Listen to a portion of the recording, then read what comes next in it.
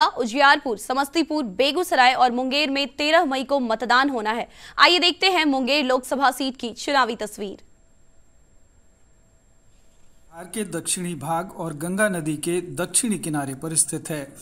1972 से पहले इसका क्षेत्रफल काफ़ी ज़्यादा था और इससे ही कटकर 5 ज़िले बेगूसराय, खगड़िया, जमुई, लखीसराय और शेखपुरा अस्तित्व में आए। शायद यही कारण है कि 1952 में यहाँ से 4 सांसद मथुरा प्रसाद मिश्र, सुरेश चंद्र मिश्र, बनारसी प्रसाद सिन्हा और नयन तारा दास चुने गए। ये सभी भारतीय राष्ट्रीय कांग्रेस के सदस्य थे। 1957 और 1962 में भी कांग्रेस ही इस सीट पर चुनाव जीती। कांग्रेस का एकाधिकार तोड़ा मधु लिमय ने और 1964 के उपचुनाव में वे संयुक्त सोशलिस्ट पार्टी से चुनकर लोकसभा पहुंचे। मधु लिमय 1967 का चुनाव भी जीते। अगर हम मौजूदा स्थिति की बात करें तो वर्तमान में इसके लिए चौथे चरण में 13 मई को मतदान होगा, जिसके लिए राजनीतिक बिसात बिछ चुकी है। मुंगेर संसदीय सीट एनडीए के घटक दल जनता दल यूनाइटेड के अध्यक्ष नीतीश कुमार के बाद दूसरे बड़े नेता ललन सिंह के यहां से चुनाव लड़ने से ये सीट हॉट सीट बन गई है।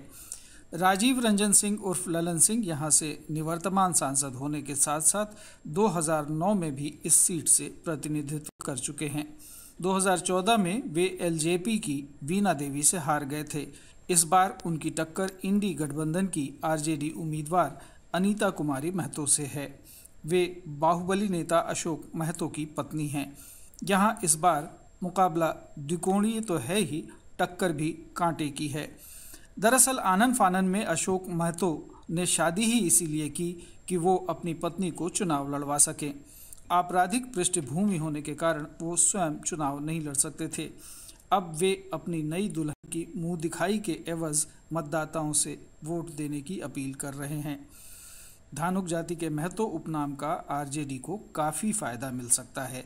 यहाँ इनकी जाति के 1.5 लाख और कुर्मी जाति के 2 लाख वोटर हैं।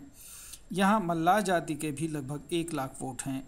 मुकेश सहनी के आरजेडी में शामिल होने की वजह से ये वोट भी आरजेडी को जा सकता है और यादव मुस्लिम मतदाताओं की भी संख्या अच्छी खासी है। यानी जातिगत और धार्मिक समीकरणों को अगर देखें तो इससे ललन सिंह को कुछ नुकसान हो सकता है। दूसरी ओर ललन सिंह भूमिहार जाति के वोट पर भरोसा कर रहे हैं। यहाँ लगभग 4 लाख भूमिहार वोट हैं।